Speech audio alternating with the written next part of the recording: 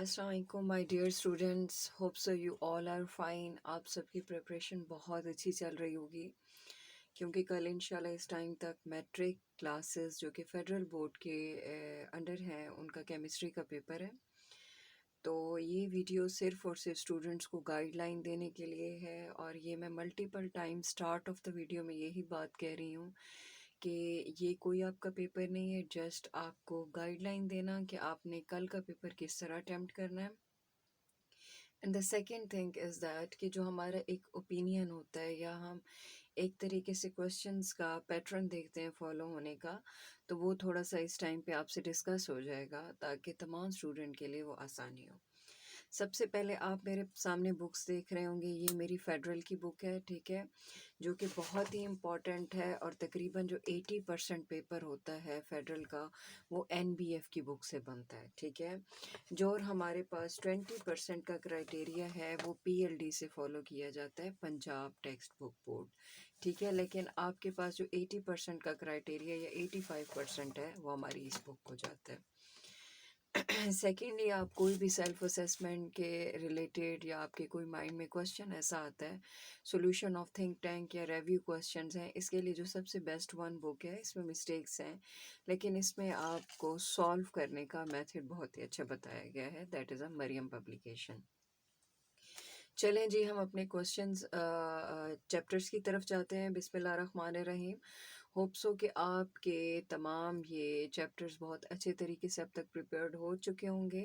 तो अब हम चलते हैं केमिकल एक्विलिब्रियम। आप देख सकते हैं कि हमारे पास ये 8 चैप्टर्स का एक फ्लावर है, ठीक है, बना हुआ, जिसमें से हर चैप्टर की डिफरेंट तरीके से रेटिंग है। तो हम सबसे पहले अपने चैप्टर 1 की तरफ जाते हैं जो कि हमारे पास है केमिकल एक्विलिब्रियम।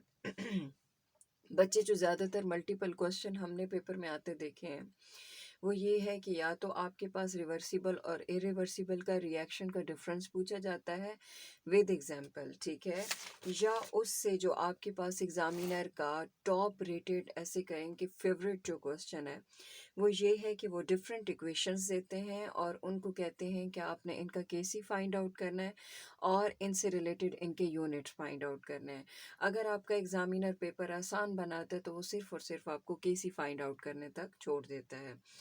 आपके पास इसी से रिलेटेड जो है आपके एग्ज़ाम पेपर के अंदर एमसीक्यू भी बन सकता है और इसी के लिहाज से आपका शॉर्ट क्वेश्चन भी बन सकता है, ठीक है। अब जहाँ पे हमारे पास लॉ ऑफ मैथ सेक्शन की बात आती है, तो लॉ ऑफ मैथ सेक्शन आपके पास यहाँ पे इसका 50% चांस है कि ये लॉन्ग क्वेश्चन लगे और यहाँ पे 50% चांस होता है कि अगर यहाँ से वो क्वेश्चन नहीं लेते लॉन्ग तो फिर वो लॉन्ग क्वेश्चन की तरफ इस चैप्टर में नहीं जाते, ठीक है। उसके बाद मिसाल के तौर पर अगर वो लॉन्ग क्वेश्चन में लॉ ऑफ मैथ सेक्शन देते हैं तो प्रॉपर्ली आपको एक लॉन्ग क्वेश्चन देंगे कि आप लॉ ऑफ मैथ सेक्शन को डिराइव करें। बच्चे यहाँ पे क्वेश्चन करेंगे, अगर वो लॉन्ग क्वेश्चन में देते हैं कि आपने law of math section for general equation देना है, तो आपने ये equation that is a general equation जिसको अप्लाई करके आपने सारा लॉ ऑफ मैथ सेक्शन जो है वो डिराइव करना है। आई अगेन रिपीटेड कि इस चैप्टर में से ज़्यादा जो क्वेश्चन लगते हैं वो आपके केसी से रिलेटेड लगते हैं कि आपकी जो रिएक्शन है उसका आपने केसी कैसे फाइंड आउट करना है और उसके यूनिट्स। आप में से जिन जिन को इन चीज़ों पे ग्रिप है इंशाल्लाह उनका पेपर बहुत अच्छा होगा। और केसी की डेफिनेशन मस्ट लिखें, ठीक है, उसको प्रॉपर तरीके से अटैम्प्ट करें। उसके बाद आपके पास हैं जी condition and the ways to recognize equilibrium. इन तमाम में से अगर वो देते हैं तो वो शॉर्ट क्वेश्चन के लिए ही रेटिंग है कि कंडीशंस दे देंगे, वेज बहुत कम आते देखे हैं लेकिन आपसे पूछे जा सकते हैं। उसके बाद हमारे पास इम्पॉर्टेंस ऑफ एक्विलिब्रियम है, केमिकल एक्विलिब्रियम कांस्टेंट। आपके पास ये शॉर्ट क्वेश्चंस हैं, इनकी रेटिंग शॉर्ट क्वेश्चंस में है। और ली शेटलियर प्रिंसिपल, ये काफ़ी ज़्यादा मैंने शॉर्ट क्वेश्चन भी आते देखा है, ठीक है, और ज़्यादातर वो यही पूछते हैं कि what is Le Chatelier principle, या आपसे पूछा जाता है कि how Le Chatelier principle help to get the maximum product. उसमें बच्चे सिर्फ और सिर्फ डेफिनेशन लिख के छोड़ देते हैं। नहीं बच्चे, आपने properly have a proper space on the E sheet जिस पे आप प्रॉपर तरीके से ये जहाँ जहाँ तक वीडियो जाए, जो भी बच्चे फेडरल को देखें तो आपने सबसे पहले स्पेस से नहीं घबराना, आपको जो एक अलोकेटेड स्पेस है उसी को आपने उसी पे अपना क्वेश्चन अटेम्प्ट करना है, ठीक है, और बहुत ही अच्छे तरीके से करना है। तो ये हमारा चैप्टर 1 हो गया। अब हम मूव करते हैं जी चैप्टर 2 की तरफ। अच्छे तरीके से अपनी एक्सरसाइजेस को सॉल्व करें। उसके बाद हम जी चलते हैं chapter 2, that is acid basis and salts. Acid basis and salts में आपके पास बच्चे जो सबसे ज़्यादा क्वेश्चन लगते हैं वो लगते हैं Lewis concept, Lowry Bronsted concept, ठीक है। लॉरी ब्रॉन्स्टेड में बहुत कम आता है क्योंकि ये इजी है, ठीक है, लेकिन सम टाइम पे अगर एग्जामिनर आपका पेपर आसान बनाए तो वो फिर कह देता है कि लॉरी ब्रॉन्स्टेड के अकॉर्डिंग आप एग्जाम्पल भी दें, या कोई इक्वेशन वो खुद दे देंगे या आपको कहेंगे कि उसको सॉल्व करें। अमोनिया बहुत ज़्यादा पूछा जाता है, अमोनिया लुईस में भी पूछा जाता है, how it act as a base according to Lewis concept. Lowry Bronsted concept के अकॉर्डिंग ये पूछा जाएगा। तो लॉरी ब्रॉन्स्टेड में आपने प्रॉपरली अपना प्रोटॉनिक कॉन्सेप्ट देना है और इसको अच्छे तरीके से सॉल्व करना है। आप इन सेल्फ असेसमेंट्स को बहुत अच्छे तरीके से सॉल्व करें ताकि आपका जो कॉन्सेप्ट है वो इस टाइम पे काफ़ी स्ट्रॉन्ग हो। दूसरी बात, आपके पास लुईस कॉन्सेप्ट है, तो लुईस कॉन्सेप्ट और लॉरी ब्रॉन्स्टेड एग्जामिनर के फेवरेट क्वेश्चंस हैं, जिसमें से आपके पास अमोनिया का इलेक्ट्रॉन ट्रांसफरिंग कॉन्सेप्ट है। अक्सर औकात वो अमोनिया पे क्वेश्चन दे देते हैं, how ammonia act as a Lewis base, ठीक है, तो इसको आपने अच्छे तरीके से इस टाइम पे मेमोराइज कर लेना है। सेल्फ आयोनाइजेशन ऑफ वाटर में से आपके पास जो क्वेश्चन लगते हैं, ठीक है, वो ज़्यादातर शॉर्ट लग जाते हैं, ठीक है। इनमें से आपके पास जो कंसंट्रेशनल है, इनके न्यूमेरिकल्स हैं, उनमें आपके पास ज़्यादा से ज़्यादा अगर बनता है तो एमसीक्यू बन जाता है, ठीक है, या कोई एक शॉर्ट क्वेश्चन बन जाता है, इससे ज़्यादा इसकी रेटिंग नहीं है। उसके बाद आपके पास एसिडिटी ऑफ स्टमक हो गया, तो इस किस्म के इचिंग पे बहुत ज़्यादा पूछा जाता है, व्हाट इज़ इचिंग, ठीक है, एसिड का, क्योंकि ये यूज़ है।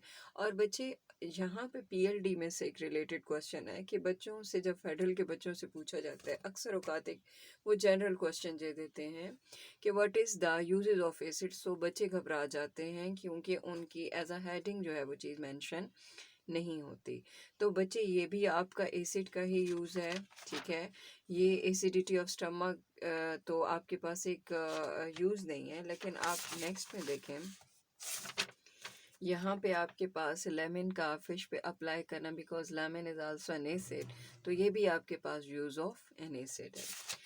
उसके बाद अगर यहाँ से आपके पास आए तो यूजेस ऑफ साल्ट्स पूछ सकते हैं, लेकिन ये ज़्यादा मैंने नहीं देखे, लेकिन फिर भी आप इनको एक बार अच्छी नज़र दौड़ा लें इन पे और गो थ्रू हो जाए।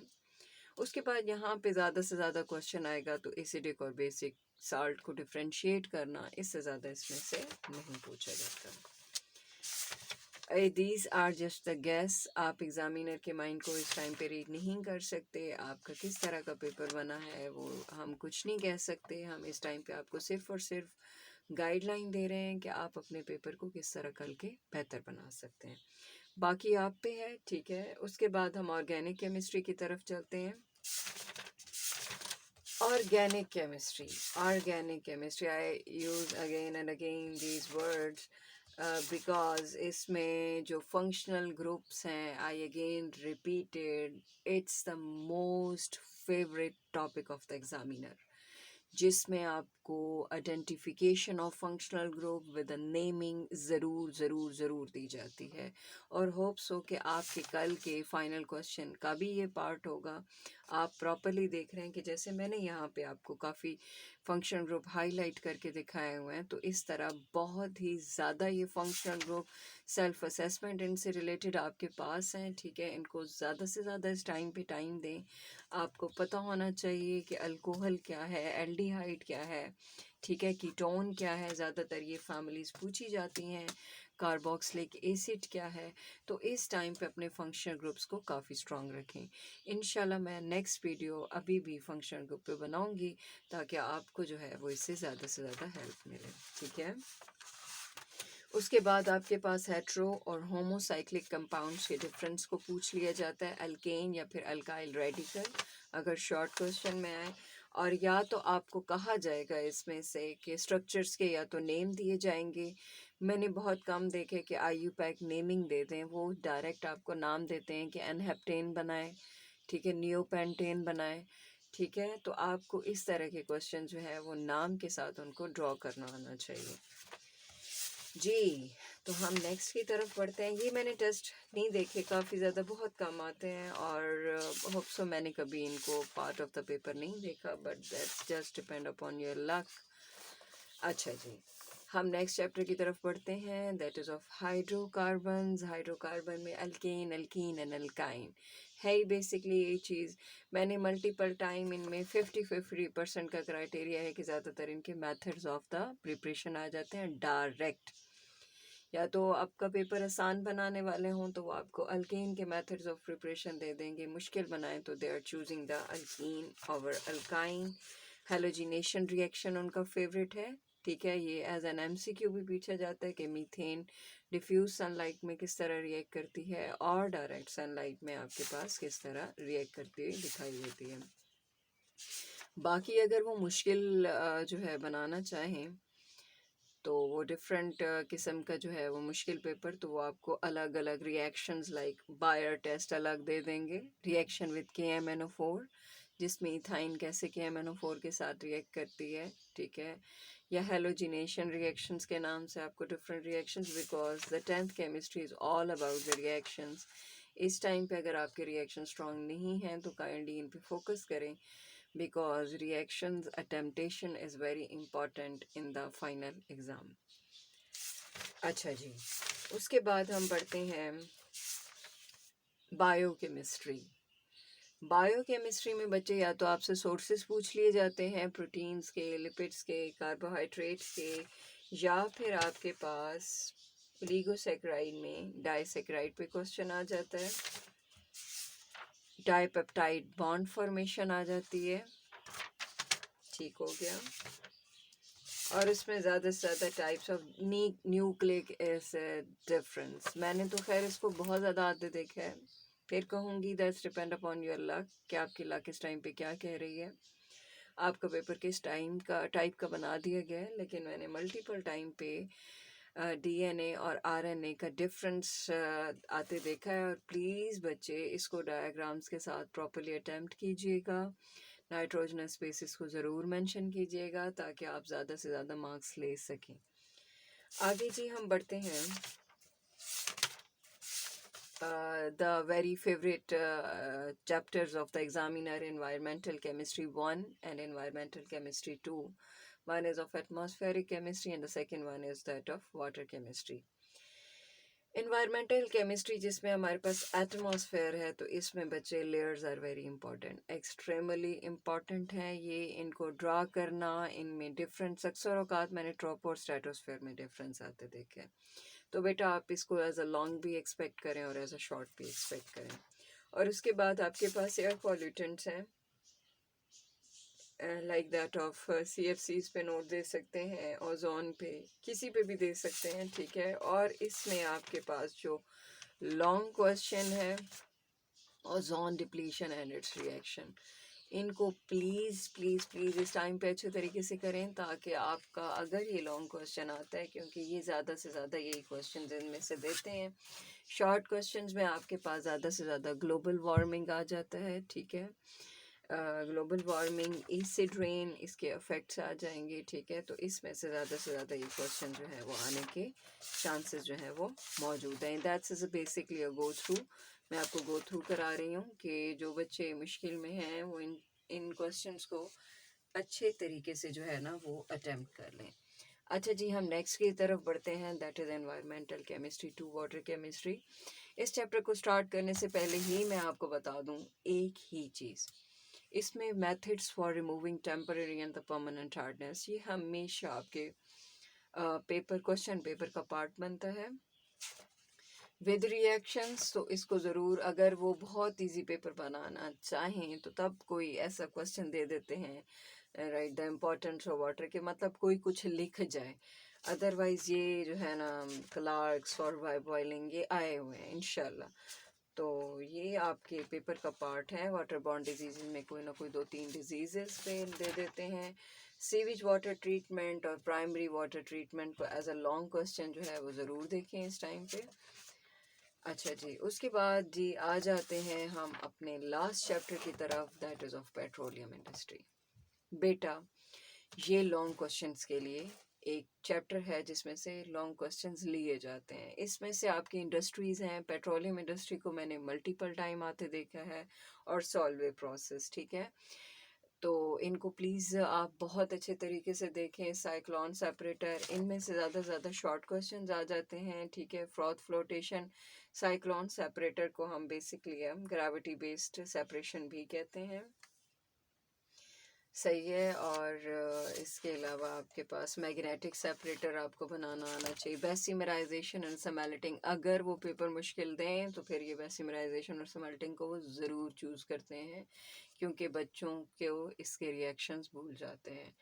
और इलेक्ट्रो रिफाइनिंग ऑफ कॉपर, ये एज अ लॉन्ग क्वेश्चन भी आता है, एज अ शॉर्ट भी आता है। ये तो आगे सारे चीज़ लॉन्ग हैं, इनमें तो कोई चॉइस नहीं है कि अगर वो शॉर्ट में मिसाल के तौर पर दें तो फिर ज़्यादा ज़्यादा फ्लो शीट वगैरह की तरफ मूव करते हैं। तो otherwise petroleum industry top most favourite है, सॉल्वे है। तो इस तरह आपकी बुक यहाँ पे ख़त्म होती है। Wish you best of luck. आप इस टाइम पे हर एक चीज़ को करें। मेरे पास एक सैम्पल पेपर है, ठीक है बेटे, ये एक आपके पास एक सैम्पल पेपर है, मैं थोड़ा सा जूम लगा के आपको दिखा देती हूँ। अच्छा जी, ये बेटा आपका एक सैम्पल पेपर है मेरे पास, ठीक हो गया। तो मैं आपको दोबारा के बच्चे, आप इतने लकी हैं कि आपके हर क्वेश्चन के साथ और के साथ एक क्वेश्चन है, ठीक है? तो बहुत ही ध्यान से आपने चूज़ करना है। आपको जिस क्वेश्चन पे स्ट्रांगली ग्रिप हो, आपने उस क्वेश्चन को अटेम्प्ट करना है प्रॉपर हेडिंग्स के साथ, जो प्रॉपर प्लेस दी हुई हो, आपने उस पे क्वेश्चन अटेम्प्ट करना है, ठीक है? और अपने पेपर पे फोकस रखिएगा। होप सो कि आप सबका पेपर बहुत अच्छा होगा। हम सब की दुआएं आपके साथ हैं। Thank you so much. मज़ीद अपडेट्स के लिए आप इस चैनल को देखते रहें। इंशाल्लाह आपकी फंक्शनल ग्रुप की वीडियो जल्द अपलोड होगी।